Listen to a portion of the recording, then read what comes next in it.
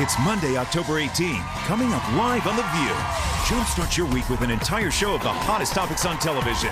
From what the co-hosts have to say about walking off on Bill O'Reilly on Thursday's live show, to Keith Richards admitting he can't stand Mick Jagger, and Vince Vaughn's public defense of using the word gay in a comedy.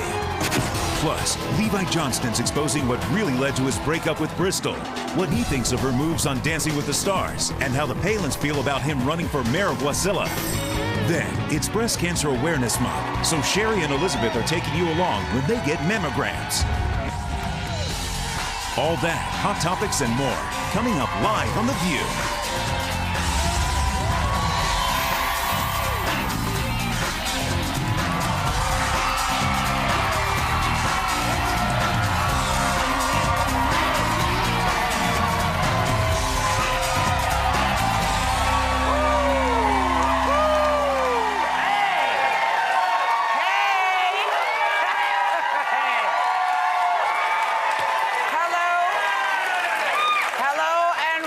To a day of hot topics here on The View. We are back live for the first time since last Thursday's show, because we tape on Fridays, you know, and we were pretty much the only people on TV who weren't talking about this. That's true. But Bill O'Reilly's appearance. Now, Barbara, I should hand this over to you because I am part of the issue. So I give it to you. Okay, thank you. Well, Bill O'Reilly was an invited guest on our program on Thursday and got into a discussion in which he said that the Muslims, not Muslim extremists, but that Muslims were responsible for 9/11, at which point, as you will see, all heck broke loose. Okay. And let me break this to you. 70% of Americans don't want that mosque down there. So don't give me the we biz. You want to bet on that? You want to bet? I'll show you that poll in a minute. All I'm saying is that Americans don't want it. Don't want it. But why is that? But why aren't we saying... Because it's inappropriate. Why is it inappropriate when 70 families died? What are you killed us on 9/11. No. Oh, my God. That is such... Wait a minute. Muslims didn't kill us on 9/11? Is that what you're saying? Excuse me, extremists. What religion were they in? What religion was Mr. McVeigh? Mr. McVeigh was an extremist as well, and he killed people. 70% of the country. I don't want to sit here. I don't want to sit here. I don't. I'm outraged by that statement. You're outraged about Muslims killed us on 9/11.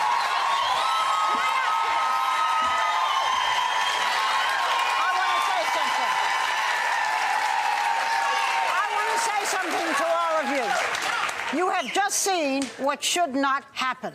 We should be able to have discussions without washing our hands and screaming and walking off stage. I love my colleagues. It should not have happened. Would anyone like to say anything? Well, I mean, on this show, we always speak about standing up to bigotry, so I stood up.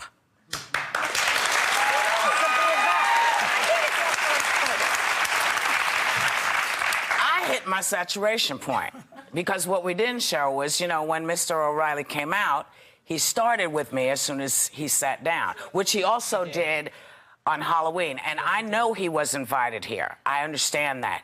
But sometimes, you know, it's enough for me. And I'm not the greatest person in the world. I don't walk on water. But I had enough. And as soon as I said the B word, I knew to get up and leave.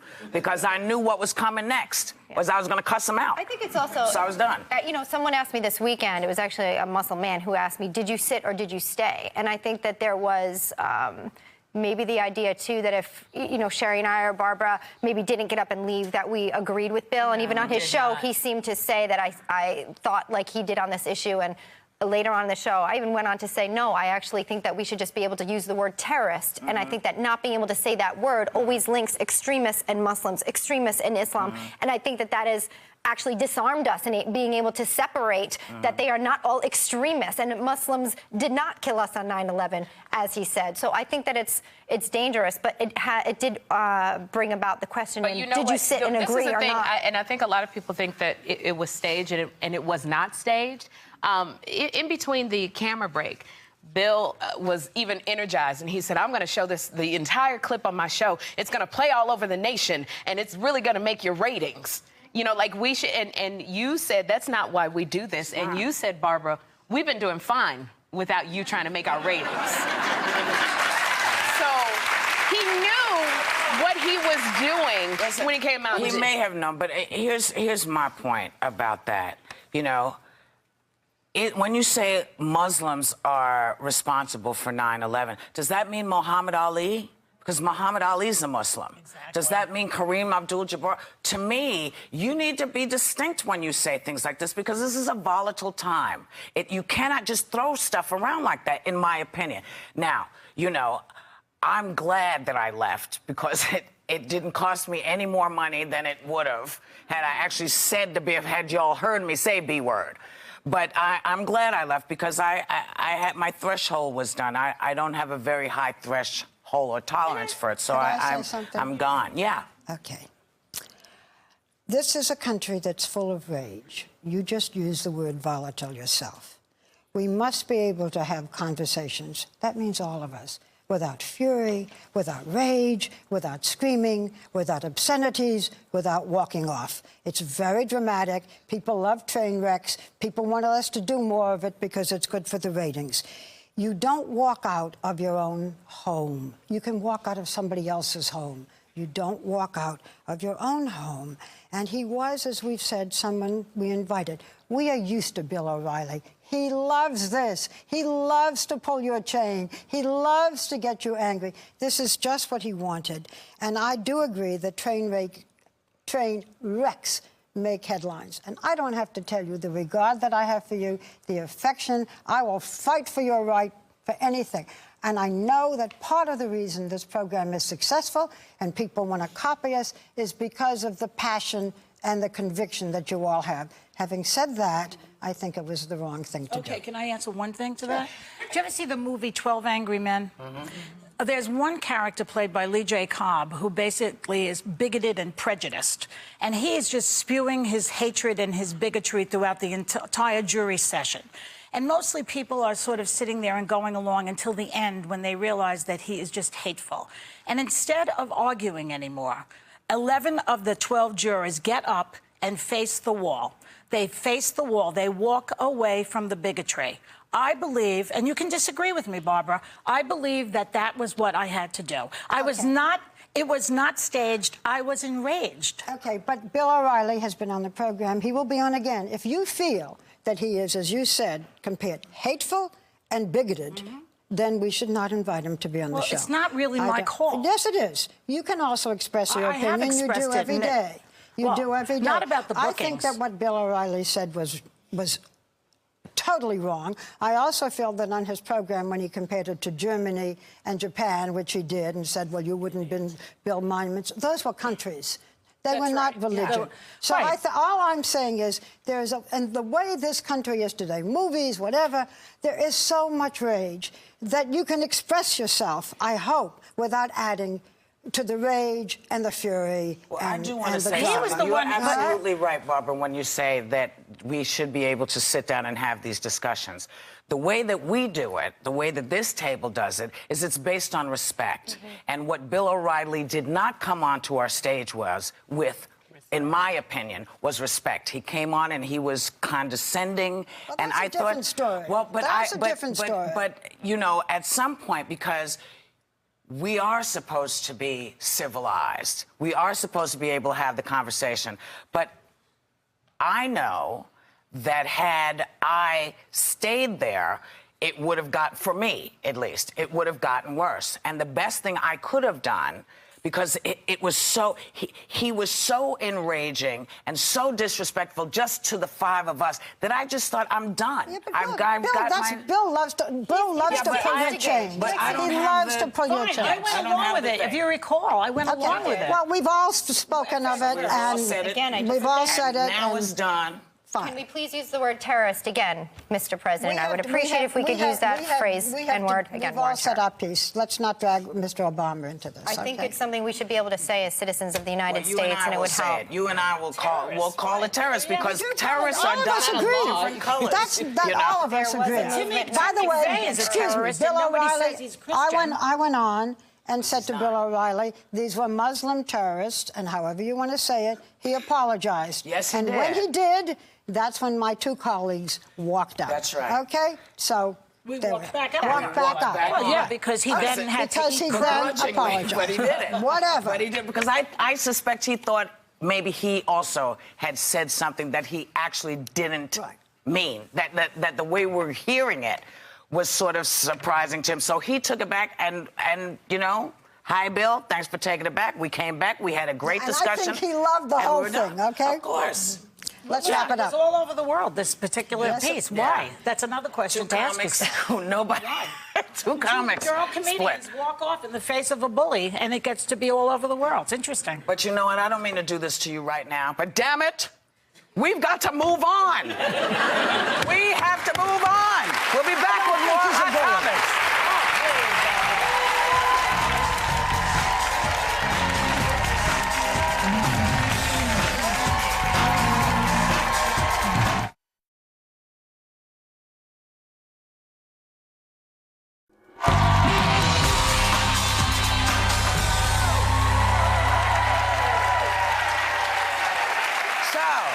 Let's talk about something different than The View, you know, because everybody always thinks we're feuding. We don't feud. But in Keith Richards' upcoming memoir, Life, he writes that his bandmate for the past 48 years, Mick Jagger, is, quote, unbearable.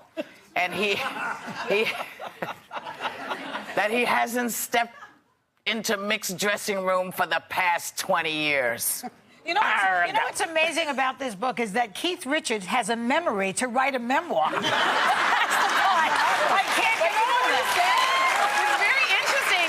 Keith Richards said he doesn't regret the getting high. He said because getting high allowed him to stay up later when people were asleep and make these hits. You miss a lot of stuff when you actually go to sleep. It's so true. That's Barbara's secret. Can I just tell you, Barbara's secret to her success is she never went to the bathroom. So that she could be on the phone, never peed once. Gets on the phone and books the person ahead of all of her competitors.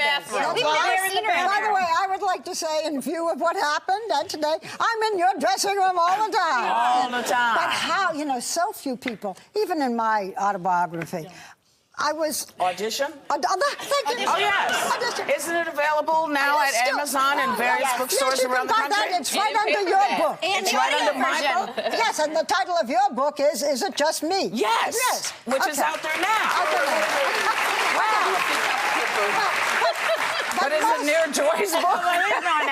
Listen, but most of the time, you know, you're a little careful. Now, they have not worked together in how long? 3 years, is it? They worked together. They haven't been on tour. They haven't been on tour in 3 years. At least about 3 years ago, I saw them in a huge venue. 2007. They were incredible. But how do you work together for 50 years and say, I can't stand this guy, I hate him, I never go in his dressing room? It's like a marriage, Barbara. You've heard marriages where they can't stand each other. And he said it didn't start happening. He said that Mick Jagger didn't start acting up until the 80s, but Mick Jagger read the book, and the only problem he had with the book was that Keith Richards said he used a vocal coach, so he didn't mind all the stuff that he said. What if it's conflict made the product better? You know what I mean? What if that competition and conflict actually sharpened a better music product? He also described Mick Jagger's sexual organ. He did. And then Mick Jagger, and then Jerry Hall had to defend... Jerry Hall's his ex-wife. His ex-wife had to defend that. We've just sold 1 million copies of that book. Well, I can't wait to read it. I'm hoping Keith will come on, because I loved him. He's gotten almost an $8 million advance, so he's got to sell books. Now, so hopefully, Keith, come on, child. You can handle this show. Listen, last week, a clip was pulled from the trailer for The Dilemma, where Vince Vaughn jokes that electric cars are gay. Vince has released a statement defending the line, saying joking about our differences breaks tension and brings us together. Now, if you start drawing the line about what can be in a joke and what can't, where does it stop? Right. Well, I think it's interesting. You know, stereotyping has always been funny, but it's how specific are you getting? Because now when we say gay, it really means lame. So you've now made a negative term of being gay as being lame. So I think if a comic makes fun of black people at the movies, if you're at the Magic Johnson theaters and black people, they're always talking, as opposed to, that's fine. But if you shut up now, that's offensive. Well, particularly if you're in the wrong venue. Yeah. You know, if you're in the wrong venue, it can get really tricky. But you're using a word that is very, that can... From someone outside the industry, that if you're going to say, like, in terms of you being in a creative piece, right, film piece, or up doing comedy, are you then... I wouldn't imagine that someone would be able to tell you what you can and can't say for an act that someone's paying for. Doesn't it always come down to the following? If you're talking about your own group, you can do it. If you're talking about another group, be careful. Right. So it really is about that. Also, the other thing about it is, you know, you can't really stop the movies from saying what they say, because if you put the word in the mouth of a character, that character might be a jerk using the word. Therefore, that is what art is about. Well, Dickens did it, and everybody else continues to do that. It's crazy, because now, you know, when you watch Roots on television, did I tell you guys this? When you watch Roots on a regular channel, they beep. They do, Alex Haley. So it's like, hey there, you, and then it's boop. By the way, Whoopi? Yes. You have both used that word, which I would never use, and we have beeped it as well today. We have, but that's what we've gotten to, because, you know, I'm not calling anybody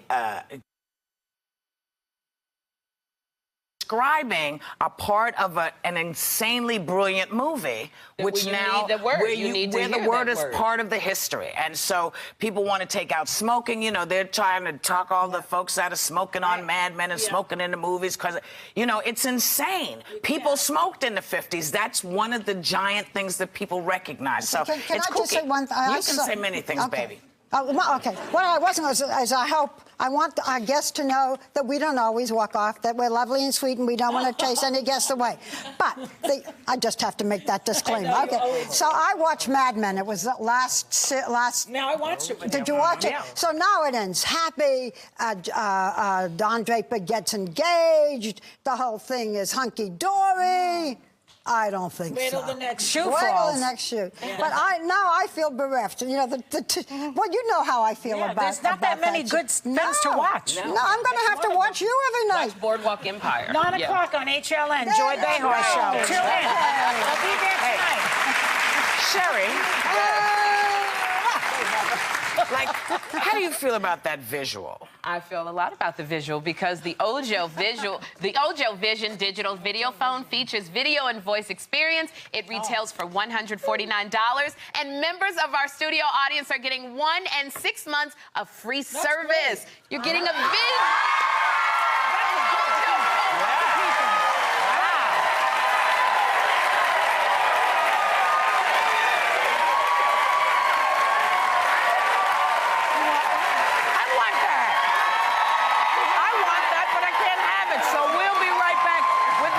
Johnston.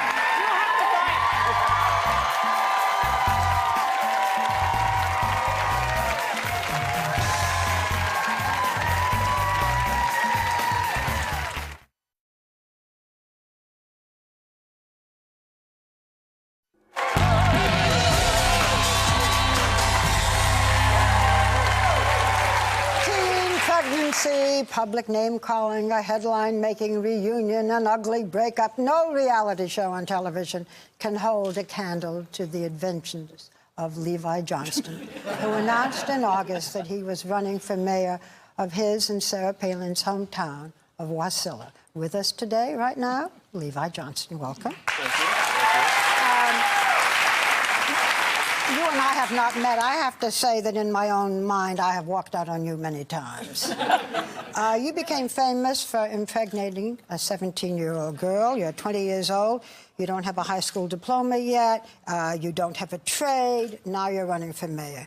Would it not be better for you, instead of just seeking publicity, to learn just watch your face change, to learn a trade, to find a job, to get an education, and to support your son?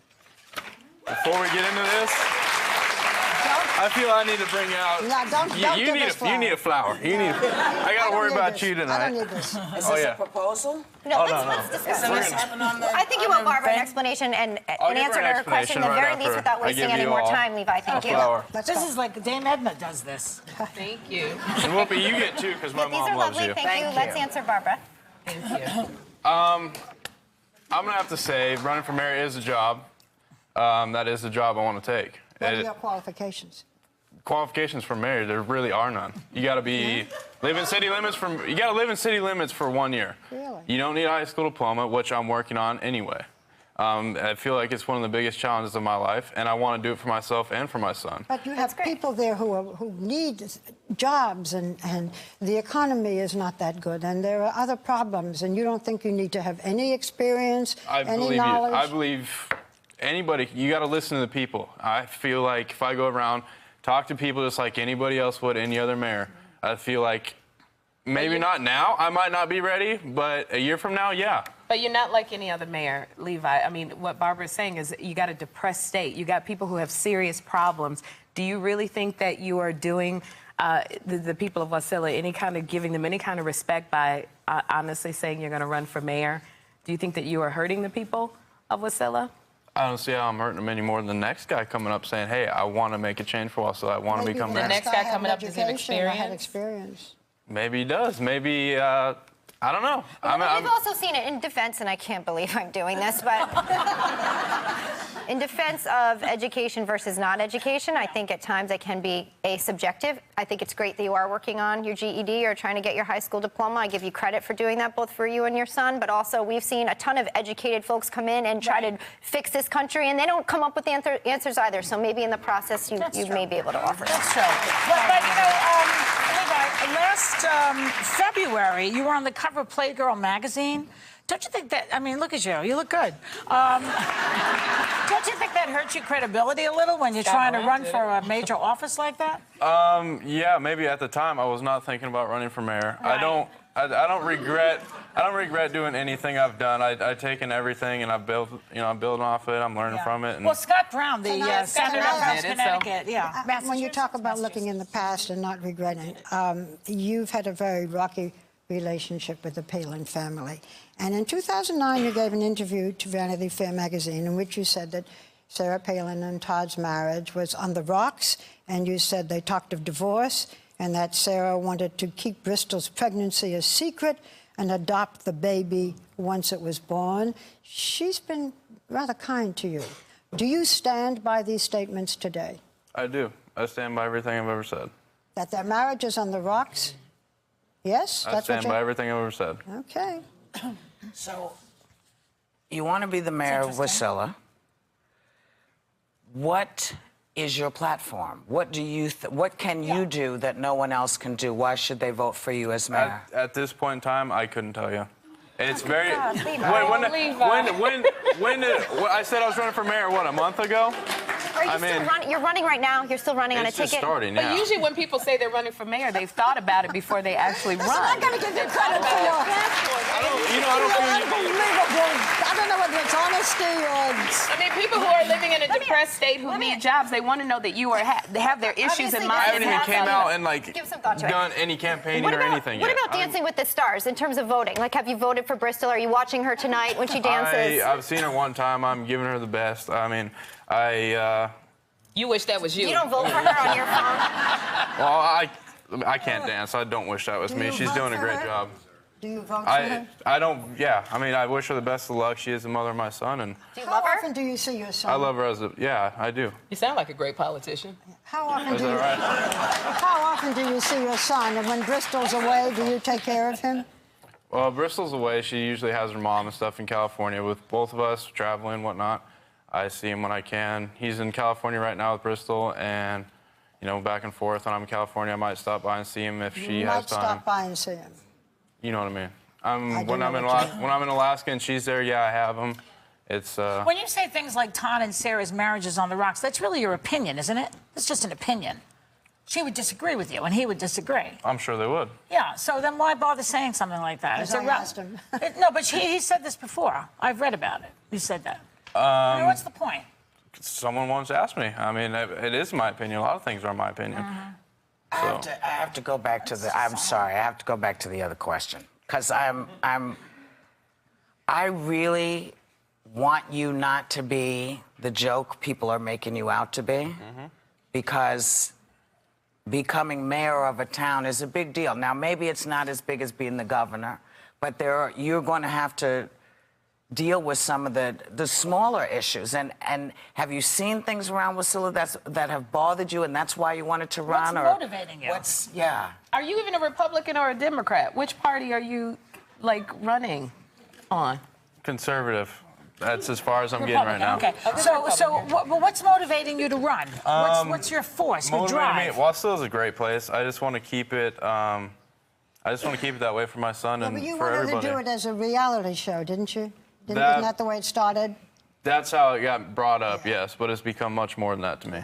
You know, I've been tough on you, but I have to say I give you credit. You came here, you didn't walk out, you sat here and you answered our questions as best you could.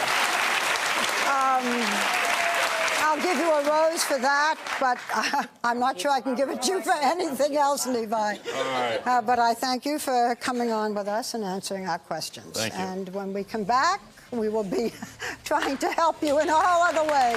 Sherry and Elizabeth are telling you what happened when they had a mammography.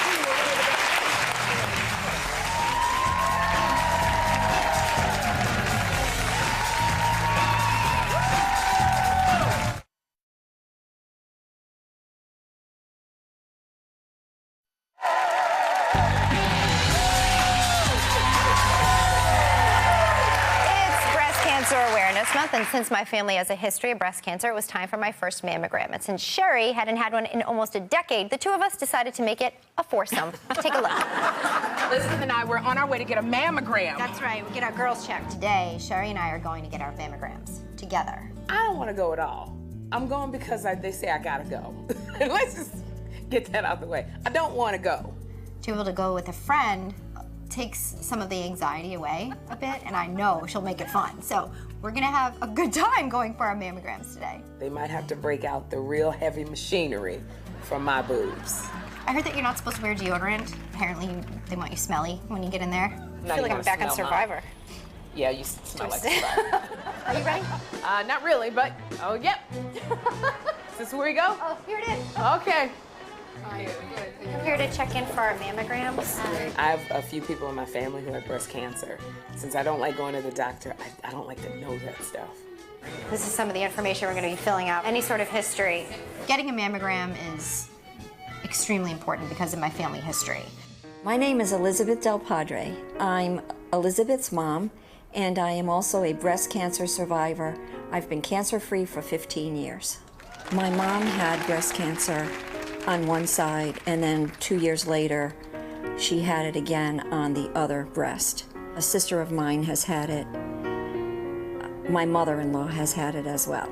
Elizabeth was a senior in high school when I was diagnosed. I had 2 lumps. Both of them were not detected on my mammography. I insisted that I felt something and that we should follow up with an ultrasound. That really made all the difference. If you're a woman, you need to be focused and vigilant about breast cancer. Aspiration? Is that just a removal of a cyst? Or you aspire to have your cyst removed? Cyst aspiration? I don't think so. What happened to that page where they go, have you ever had diabetes? Have you ever had headaches? Have you ever had back pain? I'm gonna put down horny. I know it's important for me because ultimately this affects my health, my life. I have a 5-year-old son that I need to be here for. I do oftentimes feel that there is a big, huge target on my chest, literally, and that just doing the math alone on my family history coming from both sides, that the potential for it coming to me is great. Hi, Doctor. Allison. Welcome to Murray Hill Radio. Thanks, Elizabeth Hesbeck. Sherry. Have you ever had a mammogram before? No. About 10 years ago. Okay, great. So we're ready to do that now. Okay. And who's going first? I'm gonna go first. Okay, great. Come Go, with me. Sherry. Okey-dokey. Go. Love ya. Me too. All right. I'll be here waiting. Stressing. When you have the mammogram, the breast is going to be compressed in 2 directions. Compress the breast side to side and then top to bottom. It is uncomfortable, but it only lasts a couple of seconds. Okay. And good compression, the picture is better. So that's why we do it, all right? This is a large breast to compress. We're definitely going to be able to do it. Okay. I love my boobies. Let's go. I just wanted to do that disclaimer. I love my boobies. Place your breast on the plate here, Okay. and we do compress a certain amount so the doctor can see through the tissue. Oh. Don't move, please. You can hold your breath. Breathe. Good. And you can step back. We have one other picture on that side. Got its shape back. That's nice. I've never had a mammogram before, so I have nothing to compare it to. That's why this is your baseline. I will compare all future mammograms to this one. With Elizabeth getting her first mammography today, I'm just very happy and pleased that she's taking on the responsibility to do what she has to do because it's going to be with her for the rest of her life. And I'll compress. You okay? Yeah. A little more pressure. Good. We're all finished. You can step back. We'll have the doctor check the 4 pictures. Okay. So, not totally comfortable, but not absolutely uncomfortable. But worth it. Good. Thank you. You're welcome. Hey, Sherry. Dr. Z. I had a chance to look at the pictures, and there's an area on the left breast that I just want to get another image of. Oh, sorry. A little more pressure. Don't move, please. If you can hold your breath. Breathe. I'm hoping that everything's okay. So, just waiting. So, Elizabeth, I have your results. Okay. Are you ready? Come with me. You did a great job, and you Thanks. passed the test of flying colors.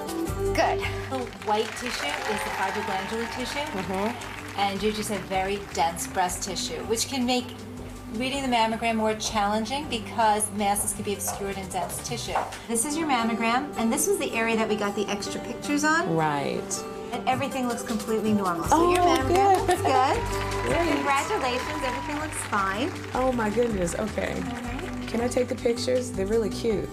We're clear. Yes, we are. Got our x-rays to prove it. X-rays to prove it. Wait a minute. Why is mine small? Even my x-rays. Even my x-ray is smaller.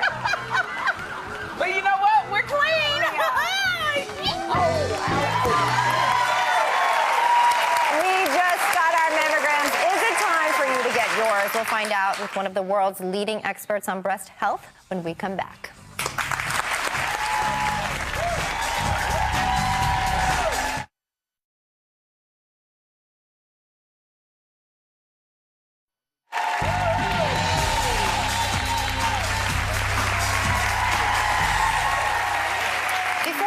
You saw Sherry and I getting mammograms, but new guidelines seem to come out every month, so we're clearing up every question women have about mammograms right now with one of the world's leading experts. Please welcome Head of Breast Cancer Programs at Memorial Sloan Kettering Cancer Center, Dr. Larry Norton. Hi, everybody. Hello. Welcome. So we feel better just by being here with you. Yeah. You didn't conduct our mammograms, but you did see the films, and we were thankful that they didn't show any sign of cancer in them.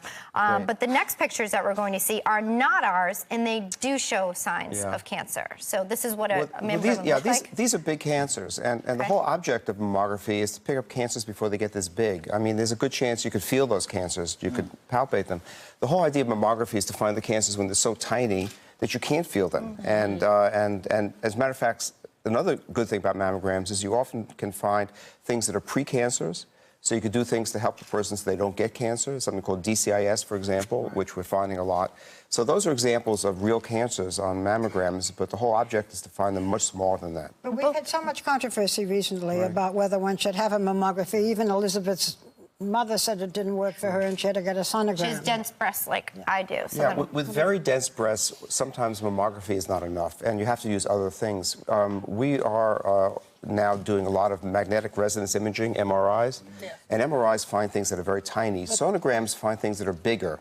So we're trying to find cancer when it's so small that the cure rate is high and you can have a lumpectomy, not a mastectomy. Clear. You start with the mammography. Yeah, the mammography is the basis. Okay. Yeah, everything else is added on top of that. And at what age should you be doing this? Absolutely, if your goal is to reduce death rate, to reduce the need for mastectomy, to reduce the need for chemotherapy, if those are your goals, annually starting at age 40. Okay, well, why can't I just go straight for the MRI if that catches more things? MRIs and mammograms show different things. You know, you just saw a very dense tumor there. You could also see calcium specks. You don't see that on an MRI.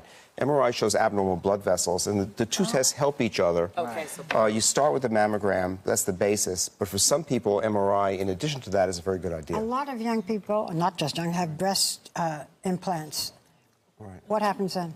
Well, by the way, it's very important to have the breast implant done properly. If you put it right under the breast, it actually hides some of the breast, and that's dangerous.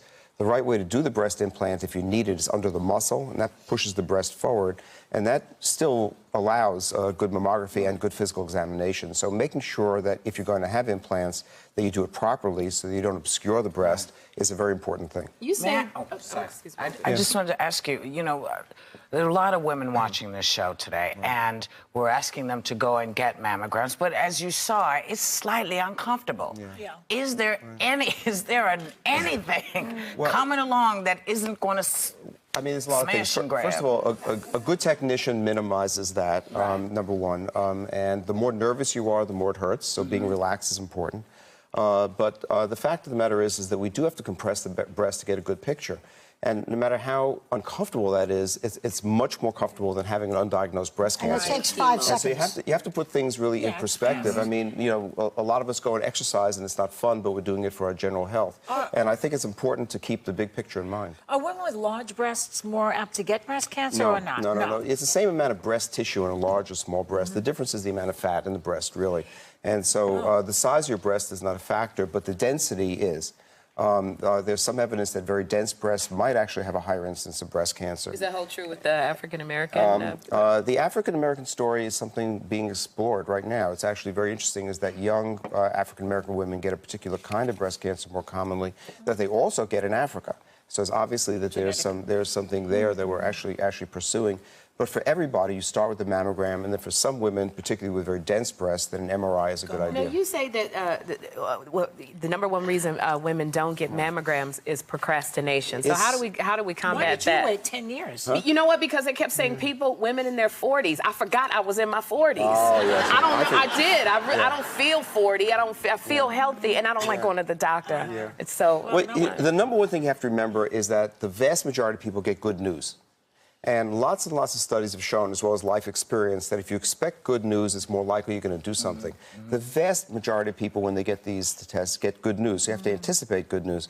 But you did the right thing. You went together. And I think that going with a friend, so you take care of each other. We're often better to our friends than we are to ourselves. Going with a friend, so you take care of each other, is a very good idea. Schedule it. Keep by the schedule. Don't let yourself vary. And remember that for most people, it's going to be good news. You should be looking forward to it because you're going to be happy at the end of it. Self-exams still a good idea? You know, self-exams by themselves don't actually increase your chance of finding a cancer when it's curable, but it's important for a woman to know what her body feels like. And I think it's important for people to take control of their health. Getting a mammogram is one part of it. Knowing what your body's like is another thing. What about when the doctor feels your breasts when you go for an examination? Does that work? A professional exam in the context of a mammogram, in the context of total care, is a good idea. And I encourage people to know what their bodies are like. If you do formal breast self-exam, if that's going to help you, great.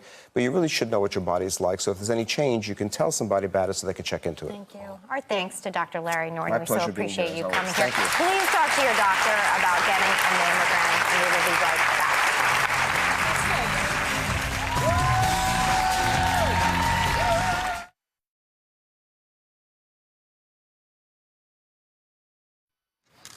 The View would like to thank Keebler for providing our entire studio audience with their delicious Keebler Fudge Stripes cookies. Their rich chocolatey fudge makes every bite uncommonly good. And Apple and Eve for providing them with the bottle of their delicious 100% juice. Hey, you know what? What's great about The View is you never know what's going to happen. Isn't that the best? It is. All right. That's why it's called The View. That's right. And I love you all.